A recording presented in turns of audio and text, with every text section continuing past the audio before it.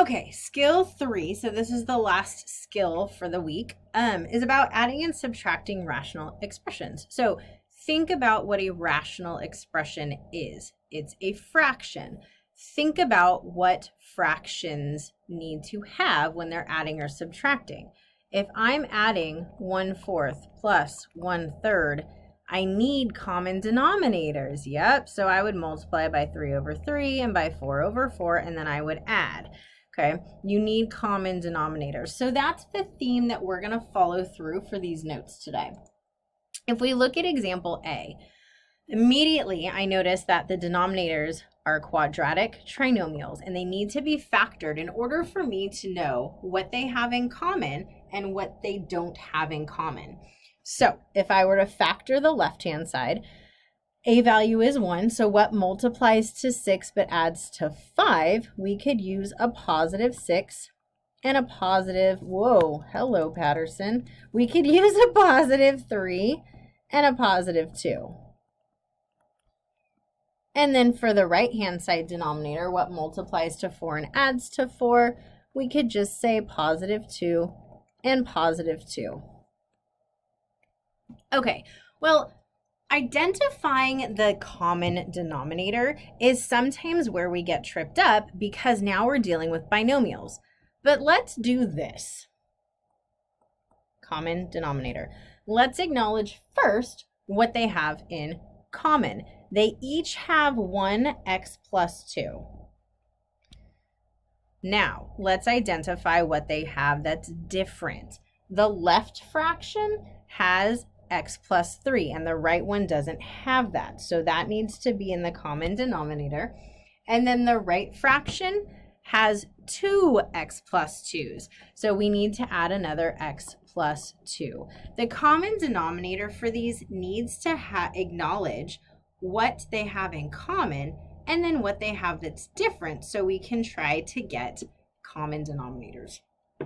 All right, so here we go. In order to achieve this common denominator, I'm going to multiply the right-hand side by x plus 3 over x plus 3. Why? Because the common denominator is my goal, and it already has the 2x plus 2's, but it doesn't have the x plus 3. Now on the left-hand side, and remember, sorry, pause, whatever you multiply to the top of a fraction, you have to multiply to the bottom so that you're not changing the value of the fraction. X plus 3 over x plus 3 simplifies down to 1. So we're not changing the value of the fraction. Okay, the left-hand side, it's missing an x plus 2. So we're going to multiply x plus 2 over x plus 2. Yep, totally ran out of room here. So sorry, everyone. Okay, so then to write out a little bit better what we're seeing, we have x times x plus 2 all over x plus 3 times x plus 2 quantity squared plus 2 times x plus 3 all over x plus 3 times x plus 2 quantity squared. At this point, it's a nice little self-check because we can see that the denominators are in fact the same, and that's what we wanted. So now we need to simplify the numerator. This is key and often forgotten. I'm going to distribute the x squared plus 2x, okay, still over this denominator, plus distribute the 2x plus 6, still over the denominator. Okay, now that we've distributed and we can't combine like terms in the individual numerators, now because we have common denominators, we can combine the numerator. We can say x squared plus 2x plus 2x plus 6 all over the denominator of x plus 3 times x plus 2 quantity squared.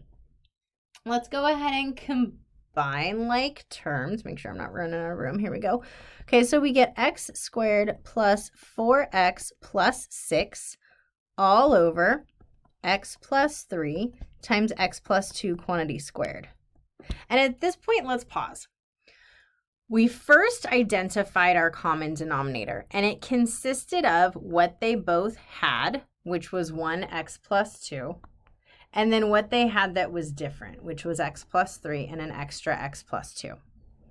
We then multiplied each individual fraction by what they needed in order to reach that common denominator. On the left fraction, they needed another x plus 2. On the right fraction, they needed x plus 3. Then we distributed the numerators, and then we combined like terms because we had the common denominators. Whew. All right, now our last step is to see if we can factor the numerator to maybe cancel out some terms. Well, let's see, multiples of 6. We've got 6 and 1, but that does not add to 4. We have 3 and 2, but that does not add to 4. So this is not able to be factored further, and our answer is final. All right, let's practice again. Take a look at B. We need to acknowledge the common denominator. First, what do they have in common? Nothing. Yes, they have x's, but these are actual quantities because they're being added and subtracted. So, similar to my example up here with the 3 and the 4, we need to have a common denominator of x minus 1 times x plus 1.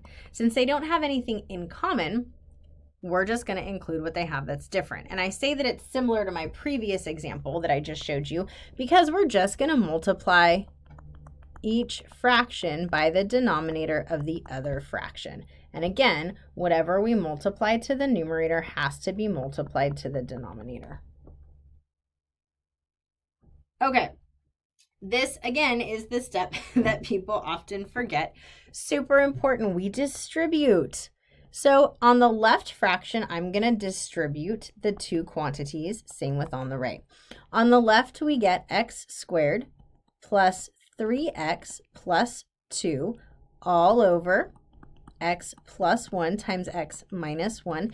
It's not necessary to distribute the denominator because at the very end, at the end of our problem, we're going to try to cancel and then we'll just have to refactor. So you can leave the denominator in factored form. And then we have minus. When we multiply those together, we get x squared minus 4x plus 3 all over that same denominator. Now, the previous example, we were adding, but here we are subtracting. And we're not just subtracting x squared, we're subtracting this entire quantity. Woo! So you might want to throw some parentheses in there to remind yourself that that is happening. When we combine the numerators, we have x squared plus 3x plus 2. Distribute the negative with me. Minus x squared plus 4x minus 3. Again, if you need to write a reminder to distribute the negative, I highly recommend it. I also recommend parentheses because that's a visual reminder and super helpful. Okay, now we can combine like terms in the numerator. Our x squareds are going to cancel out. 3x plus 4x gives us 7x. 2 minus 3 is negative 1. All over x plus 1 times x minus 1. Now in the numerator, there isn't a GCF for us to factor out, and it's a binomial that is unique to the 2 in the denominator. So this is our final answer. Again, we didn't have to distribute the denominator because we were going to try to cancel at the end. Just because we couldn't doesn't mean we need to distribute. All right, let's take a look at C. Ooh, interesting. Okay, well, on the left-hand side, it's going to factor. Our denominator is going to factor to 2a minus 1 times 2a minus 1. How do I know? Aha, it's a factoring pattern. But if you didn't know, you could go through the x factor and put 4 at the top and then negative 4 at the bottom and go from there. Okay, but since it is a pattern, I was able to do that little shortcut. All right, notice on the left-hand side, the factor is 2a minus 1. The denominator on the right-hand side, same binomial, complete opposite signs. Are you thinking what I'm thinking? I'm thinking that we need to pull out a negative 1 so that we can then change it to 2a minus 1. And now we have similar factors. Woo woo! Okay. Now, we've got some options here when listing our common denominator. We could leave the negative there, or we can move it up and replace the plus. How are we allowed to do that? Well, if we have 1 over 2a minus 1 times 2a minus 1 plus a negative 1 minus a over 2a minus 1, what's going to happen? Yes, that negative is going to change the positive to subtraction. So that's what I'm going to do. I have 1 over 2a minus 1 times 2a minus 1 minus 1 minus a all over 2a minus 1. And I don't need to distribute that negative to the numerator yet because it's just a quantity. I haven't combined the numerators. So looking for a common denominator. What do they have in common? They have 1, 2a minus 1. Yes. Okay, so let's say we've accounted for that one and this one. What's left over is that additional 2a minus 1. So our common denominator should have 2 of those factors. The right-hand side needs 1 more. So we're going to multiply the numerator and the denominator by 2a minus 1. And I forgot my equal signs. Sorry, guys. Okay, so keep going with me. We get 1 over, and let's just write 2a minus 1 quantity, minus. If we distribute, sorry, we get 2a minus 1 plus 2a squared plus a. And in the denominator, we have 2a minus 1 squared. We can continue to simplify here. So we have 1 all over 2a minus 1 quantity squared minus. The numerator of the right-hand side gives us 2a squared plus 3a minus 1 all over that same denominator. Okay, ladies and gents, it's time. It's time to distribute the negative. Do it with me, please. We get 1 minus 2a squared minus 3a plus 1 all over our denominator of 2a minus 1 squared. Keep going. We get negative 2a squared in the numerator minus 3a plus 2 on the outside, all over 2a minus 1 quantity squared. Now let's see if these will factor in the numerator. Can we multiply to negative 4 and add to negative 3? Let's think about it. Negative 4 and 1. Ooh, negative 4 and a positive 1. That multiplies to negative 4 and adds to negative 3. We absolutely can. Okay, so coming over to this space, so we have some extra space. We get negative 2a squared minus 4a plus a plus 2. I'm going to factor by grouping. So negative 2, and that leaves us with, negative 2a, and that leaves us with a plus 2, and then pull out a positive 1. Remember, when you factor by grouping, you always have to pull out a factor, even if it's a positive 1. And then we're left with a plus 2 times a negative 2a plus 1. And we could factor a negative out of that. So we have a negative 1, and then 2a minus 1 times a plus 2. Holy heck, do you see what I see? I see a negative 1 times 2a minus 1 times a plus 2 all over 2a minus 1 times 2a minus 1. Wow. After all of that work, we can absolutely reduce because now we have the same factor in the top and the bottom. So negative 1 times a plus 2 is over 2a minus 1. And we don't need to distribute that negative 1 because there's no need. You can if you want to, but we can leave it on the outside as well. Woo! All right. That was a doozy. We had a lot involved. We had to factor out the 1 at the beginning, and I brought it up into the operation. We then continued on. Now, up here, you could have factored out a negative as well and then made that addition. That would have been fine. But as we worked through, we found that after distributing the negative and we combined like terms, we were able to factor this quadratic, leading us to our final answer. So let's put it all together. Think about what we took notes on in class on Tuesday or Wednesday, depending on when you're watching this, and what we are just looking at with adding and subtracting. And let's do that with our complex fractions. remember, we need to acknowledge that there is a fraction in the numerator and the denominator. So we're going to write it out as x, and I'm going to put it over 1 since we're going to add it to another fraction. And we're dividing it by the denominator, which is x, and again, I'm going to put it over 1 minus x over 6. Okay, looking at the first sum, the first x plus x over 3, we need to have common denominators. So that means I'm going to multiply the left by 3 over 3 and the right by 6 over 6. Now, it is so important, ladies and gentlemen, and you might want to write this down, that you do not take the reciprocal of the right fraction until you combine the terms. Please write that down. You cannot take the reciprocal of the right fraction before you combine the terms. Okay, that is super important, because the division of fractions, where you keep the first fraction and then change to multiplication and then apply the reciprocal of the second, only applies for monomials, not two fractions being added or subtracted together. It's one fraction divided by another fraction. So that rule won't work if you don't combine them first. Okay, so on the left-hand side, we end up with 3x over 3 plus x over 3 being divided by 6x over 6 minus x over 6. Let's combine them.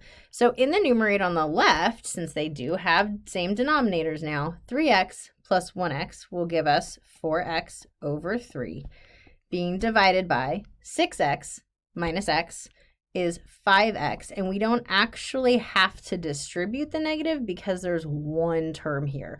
If there was a binomial, trinomial, we'd have to distribute this negative inside, and it's all over 6. So we have one fraction being divided by one fraction. Let's do it. Keep the first fraction the same, change to multiplication, and apply the reciprocal of the second. So multiplying across, we get 24x over 15x. Right away, I see that we can reduce the x's because there's one x in the numerator and one in the denominator. And then 24 and 15 have a greatest common factor of 3. So we get 8 in the numerator and 5 in the denominator, leaving us with our final answer of 8 over 5. And go ahead and leave it as 8/5. Definitely don't put it into a decimal form. You can use a mixed number if you would like. All right, ladies and gents, one more. Oh, hey now. So it looks like we have yet another fraction over a fraction. What do? Separate them out. So our first fraction is 1 over x plus 2 plus 1 over x minus 5. This is two fractions being added together. We're going to need to add that first. Divided by 2x squared minus x minus 3 all over x squared minus 3x minus 10. So we're dividing by one fraction, pardon me, but we are going to need to factor that. Okay, so let's combine the left side first. The left denominator, the first one, is x plus 2, and we're adding it to a fraction of x minus 5. They don't have anything in common because the x's are part of a quantity. So let's multiply the left by x minus 5 over x minus 5, and the right by x plus 2 over x plus 2. Okay, so that's going to leave us with x minus 5 all over x minus 5 times x plus 2 plus x plus 2 all over x minus 5 times x plus 2. And then we're dividing it, and let's go ahead and factor this while we're at it. Oh, no, we'll wait. Okay, so times 2x squared minus x minus 3 all over x squared minus 3x minus 10. Okay, on the left, we have the same denominators, pardon me, and we're adding, so we don't have to remember to distribute a negative into the quantity. We can go ahead and add. So x plus x is going to give us 2x. Negative 5 plus a positive 2 gives us negative 3, all over the common denominator of x minus 5 times x plus 2. Now let's keep change to multiplication, and now, yeah, we can absolutely apply the reciprocal of the second, because even though it has quadratic trinomials, it's still one fraction. Okay, whew, keep going with me, ladies and gents. We get 2x minus 3 in the numerator times x minus 5 times x plus 2, and ladies and gentlemen, we need to factor these trinomials. Well, the top quadratic trinomial has an a value of 1. So we can right away think about what multiplies to negative 5, negative 10, I was jumping ahead, but adds to negative 3. And that's going to give us x minus 5 and x plus 2. And then that bottom one, okay, so using the x factor, I get negative 6 in the numerator, negative 1 in the denominator. What multiplies to negative 6 but adds to negative 1, negative 3, and positive 2. Excellent. So substituting those two terms in for the middle value, we get 2x squared minus 3x plus 2x minus 3. Group the first two, group the last two. GCF of the first two terms is x, and we're left with 2x minus 3. GCF of the back two terms is just that positive 1 again, and we're left with 2x minus 3. We can factor out the 2x minus 3, and we're left with x plus 1. All right. So now we can put that into our denominator, 2x minus 3 times x plus 1. Let us now conclude by simplifying or canceling out. Anything in the numerator can cancel with anything in the denominator. Okay, so that means x minus 5s can reduce. The x plus 2s can reduce. Even the 2x minus 3s can reduce. Well, that worked out quite nice. And we're left with 1 all over x plus 1. Now, ladies and gentlemen, before I leave you with these notes, it is super important that you realize the numerator has a 1. The x plus 1 is in the denominator. So often students would think that, oh, it cancels out. Okay, my answer is just x plus 1. Well, that's not true, because that would be over 1, which completely switches where that x plus 1 is located. It's in the denominator. So when we reduce, hopefully you've noticed that I always put 1 as a placeholder so that I have a visual reminder that the 1 is in the numerator. All right, so that is skill 3.